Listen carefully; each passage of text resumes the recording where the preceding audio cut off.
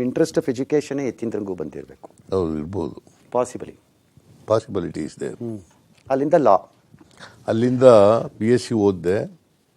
MSc seat ಸಿಕ್ಕಲಿಲ್ಲ ನನಗೆ. ಒಂದು ವರ್ಷ ಡಿಸ್ಕಂಟಿನ್ಯೂ ಮಾಡಿಬಿಟ್ಟೆ.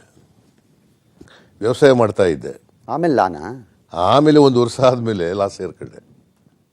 68ನಲ್ಲಿ BSc ಪಾಸ್ ಆಯಿತು. 68 to 69 ಡ್ರಾಪ್ ಬಿಟ್ಟು ಕಾಲೇಜಿಗೆ ಸೇರಲಿಲ್ಲ, ಲಾ ಕಾಲೇಜಿಗೂ ಸೇರಲಿಲ್ಲ. MSc ಸೀಟ್ ಸಿಗಲಿಲ್ಲ. ಆಮೇಲೆ ಒಂದು ವರ್ಷ ಆದಮೇಲೆ ಊರಿನಲ್ಲಿ ವ್ಯವಸಾಯ ಮಾಡೋದು ಕಷ್ಟ ಅನ್ನಿಸ್ಬಿಡ್ತು ನನಗೆ.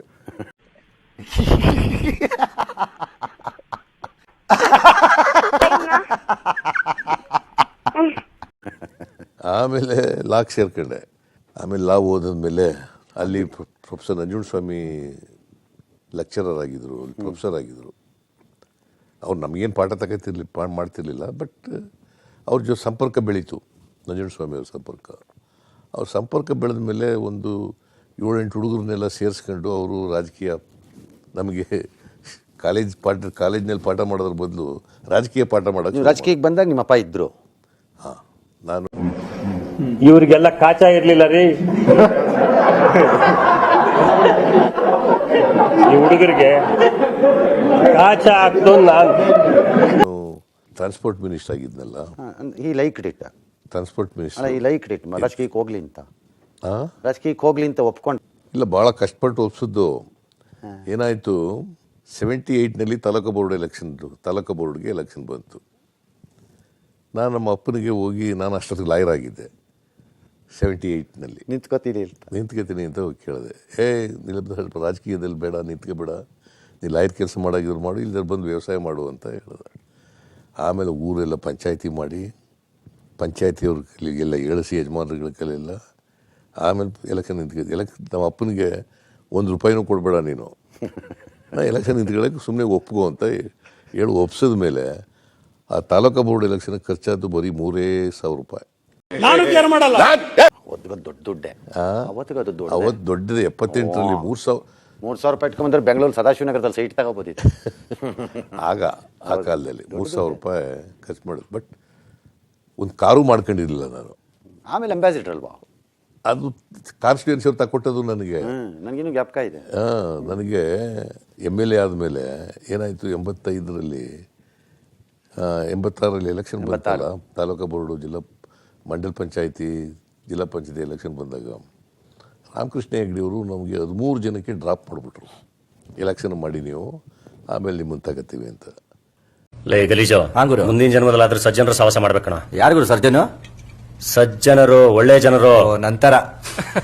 ಆಗ ಡ್ರಾಪ್ ಮಾಡಿದಾಗ ನಾನು ಕಾರಿನಿಲ್ಲ, ಬಸ್ನಲ್ಲಿ ಓಡಾಡ್ತಿದ್ದೆ ಮೈಸೂರು, ಬೆಂಗಳೂರಿಗೆ. ಆಗ ನಮ್ಮ ಕಾನ್ಸ್ಟಿಟ್ಯೂನ್ಸಿಯವರೆಲ್ಲ ಸೇರಿ ₹70,000 ಒಂದು ಕಾರ್. ಬ್ಲೂ ಅಲ್ವಾ ಅದು? ಇಲ್ಲ, ವೈಟ್ ಕಾರ್ ಇತ್ತು. ವೈಟ್ ಕಾರ್ ಏನೋ ಮರ್ತ್ಬಿಟ್ಟಿದ್ದೀನಿ ನಾನು.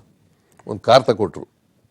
ಮಲ್ಲೇಶ್ ಅಂತ ಇದ್ರಲ್ಲ, ಮಲ್ಲೇಶು, ಅವರು ಪಾಪ ಅರೇಂಜ್ ಮಾಡಿ ಕಾರ್ ತೆಗೆಸ್ಕೊಟ್ರು. ಬೆಳಕು ಕಾರ್ಯಕ್ರಮದಲ್ಲಿ ಮುಖ್ಯಮಂತ್ರಿಗಳ ಕೈಲಿ ಯಾಕೆ ಅವರ ಕಥೆಯನ್ನು ಹೇಳಿಸ್ತಾ ಇದ್ದಾರೆ ಅಂತ ನೀವು ಯಾರು ಅನ್ಕೊಳ್ತಿರ್ಬೋದು. ಬೆಳಕುಗೂ ಅದಕ್ಕೂ ಏನು ಸಂಬಂಧ ಇದೆ? ಅವ್ರ ಜೀವನ ಚರಿತ್ರೆ ಥರ ಯಾಕೆ ಹೇಳಿಸ್ತಿದ್ದೀರಿ? ಬಹಳ ಸರಳವಾಗಿ ಇದಕ್ಕೊಂದು ಉತ್ತರ ಕೊಟ್ಟು ಮುಂದಕ್ಕೆ ಹೋಗ್ತೀನಿ. ದೊಡ್ಡವರಾದವರೆಲ್ಲರೂ ಹೂವಿನ ಹಾಸಿಗೆಯಿಂದನೇ ದೊಡ್ಡವರಾಗಿರಲ್ಲ, ಆಗಬಾರ್ದು ಅಂತನೂ ಇಲ್ಲ, ಬಟ್ ಆಗಿರಲ್ಲ. ಕಷ್ಟಗಳಿಂದ ಬಂದು ಹೇಗೆ ದೊಡ್ಡವರಾಗಬಹುದು ಅನ್ನೋಕ್ಕೆ ಇವೆಲ್ಲ ಸಾಕ್ಷಿಗಳು. ನಾನು ಒಂದ್ಸರಿ ಬೆಳಕಲ್ಲಿ ಹೇಳಿದೆ, ನನಗೆ ಭಾಳ ಜನರ ಕಷ್ಟದ ಕಥೆಗಳನ್ನು ಕೇಳಿದಾಗ ನಾನು ಇದನ್ನೆಲ್ಲ ಯಾವಾಗಲೂ ನೋಡಿದ್ದೀನಲ್ವಾ ಅನ್ಸತ್ತೆ ನನಗೆ. ಅಣ್ಣ, ನನ್ನ ಕೈಲಿ ಆಯ್ತಾ ಇಲ್ಲ, ಅಯ್ಯೋ ಅಣ್ಣ, ನಾನು ಸತ್ತೋದಂಗೆ ಆಗೋಯ್ತಾ ಇದ್ದೇನೆ.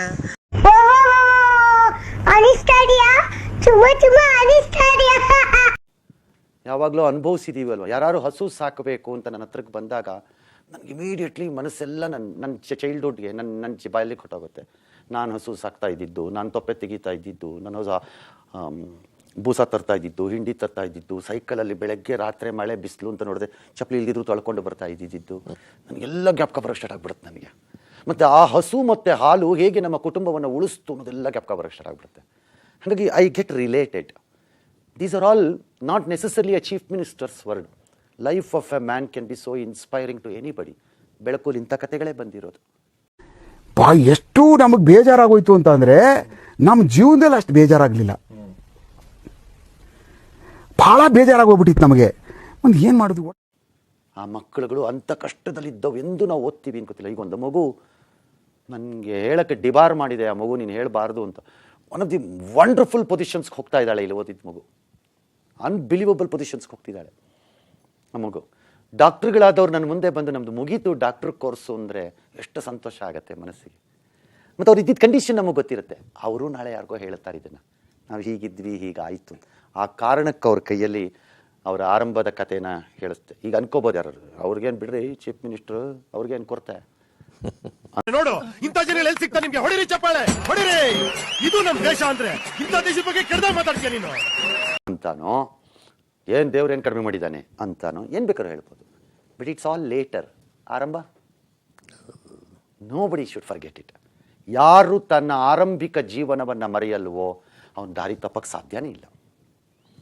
ಯಾರು ಮರೀತಾರೆ ಅವ್ರ ದಾರಿ ತಪ್ತಾರೆ. ಯು ಆರ್ ಕರೆಕ್ಟ್ ಅಂತ ನನ್ನ ಅಭಿಪ್ರಾಯ. You are correct. ಬೆಳಕು ಕಾರ್ಯಕ್ರಮದ ಭಾಗವಾಗಿ ಕೊಡಗಿನಲ್ಲಿ ನಿರ್ಮಿಸಲಾಗಿರುವಂಥ ಶಾಲೆದು ಕಟ್ಟಡದ ಕೊಠಡಿಗಳದ್ದು ವರ್ಚುವಲ್ ಇನಾಗ್ರೇಷನ್ ಅಂತ ನಾನು ಹೇಳಿದೆ. ನನ್ನ ಮುಖ್ಯಮಂತ್ರಿಗಳನ್ನು ಅದನ್ನು ವರ್ಚುವಲಿ ಇನಾಗ್ರೇಟ್ ಮಾಡಿಸ್ತಾ ಇದ್ದೀನಿ ಈಗ. ಹಾಗಾಗಿ ಅದರದ್ದೊಂದು ಪುಟಾಣಿ ಕಾರ್ಯಕ್ರಮ ಉಳ್ಕೊಂಡಿದೆ ನನಗೆ.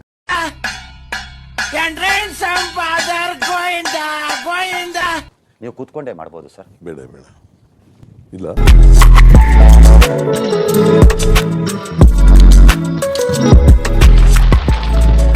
ವರ್ಚುವಲ್ ಇನಾಗ್ರೇಷನ್ ನಲ್ಲಿ ಕುಶಾಲನಗರದ ಸಂಭ್ರಮ ಏನಿದೆ ಅಲ್ಲಿ ಕುಶಾಲನಗರದಲ್ಲ ಇದು? ನಿಜವಾಗ್ಲೂ ಲೈವ್ ಅಲ್ಲಿ ಏನಾಗ್ತಾ ಇದೆ ಅನ್ನೋದನ್ನ ಆ ಜಲಕ್ಕನ್ನು ಒಂದ್ಸರಿ ಕ್ವಿಕ್ ಆಗಿ ನೋಡ್ಬೋಣ. ಈಗ ಅಲ್ಲಿ ಏನಾಗ್ತಿದೆ ಕುಶಾಲನಗರದಲ್ಲಿ ಈ ಕ್ಷಣಕ್ಕೆ. ರಂಗನಾಥ್ ಸರ್ ಥ್ಯಾಂಕ್ ಯು, ಮತ್ತು ಸಿದ್ದರಾಮಯ್ಯ ಸರ್ ನಿಮಗೂ ಥ್ಯಾಂಕ್ ಯು ಮತ್ತು ನಮಸ್ಕಾರ ನನ್ನ ಕಡೆಯಿಂದ, ಇಲ್ಲಿರುವಂತಹ ಎಲ್ಲಾ ವಿದ್ಯಾರ್ಥಿಗಳ ಕಡೆಯಿಂದ. ಸರ್ ನಾನಂತೂ ತುಂಬಾ ಎಕ್ಸೈಟ್ ಆಗಿದ್ದೀನಿ. ಅದಕ್ಕಿಂತ ಒಂದೇ ಒಂದು ಮಾತೇನಪ್ಪ ಅಂತ ಹೇಳಿದ್ರೆ, ಮುಂಚೆ ವಿದ್ಯಾರ್ಥಿಗಳಿಗೆ ಅಂದ್ರೆ ಮಕ್ಕಳಿಗೆ ಆಸ್ತಿಯನ್ನ ಮಾಡಿಡಬೇಡಿ, ಮಕ್ಕಳನ್ನೇ ಆಸ್ತಿಯನ್ನಾಗಿ ಮಾಡಿ ಅನ್ನೋ ಒಂದು ಮಾತಿದೆ.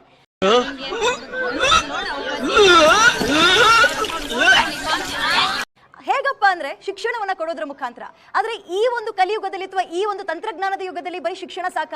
ಖಂಡಿತವಾಗ್ಲೂ ಇಲ್ಲ. ಗುಣಮಟ್ಟದ ಸೌಕರ್ಯವುಳ್ಳ ಶಿಕ್ಷಣ ಬೇಕು. ಹೇಗಿರುವಾಗ ಸರ್, ಈಗಾಗಲೇ ನೀವು ಬೆಳಕು ಕಾರ್ಯಕ್ರಮದ ಇವತ್ತಿನ ಉದ್ದೇಶ ತಿಳಿಸ್ಕೊಟ್ಟಿದ್ದೀರಿ. ಸೊ ನಾನು ಕೂಡ ಜಾಸ್ತಿ ವೆಯ್ಟ್ ಮಾಡಲ್ಲ, ನೀವು ಕೂಡ ಕಾಯ್ತಾ ಇದ್ರಿ ಅಂತ ಗೊತ್ತು. ಇವತ್ತಿನ ಲ್ಯಾಬ್ ಹೇಗಿದೆ ಅಂತ ನೋಡೋಕೆ ಬನ್ನಿ ಸರ್, ನಾನು ನಿಮಗೆ ತೋರಿಸ್ತೀನಿ. ರಂಗನಾಥ್ ಸರ್, ನೀವೆಲ್ಲರೂ ಕೂಡ ಕುತೂಹಲದಿಂದ ಕಾಯ್ತಾ ಇರುವಂತಹ ಕುಶಾಲನಗರದಲ್ಲಿರುವ ಸರ್ಕಾರಿ ಮಾದರಿ ಪ್ರಾಥಮಿಕ ಶಾಲೆಯ ಬಹಳ ವಿಶಾಲವಾದ, ವಿಸ್ತೃತವಾದ, ಅದ್ಭುತವಾದ, ಬಹಳ ಅಚ್ಚುಕಟ್ಟಾದ ಕಂಪ್ಯೂಟರ್ ಲ್ಯಾಬ್ ಇದೆ ರಂಗನಾಥ್ ಸರ್. ಈಗಾಗಲೇ ಮಕ್ಕಳು ಬಳಕೆ ಮಾಡೋಕೆ ಅಥವಾ ಕಂಪ್ಯೂಟರ್ನ ಯೂಸ್ ಮಾಡ್ತಾ ಇದ್ದಾರೆ.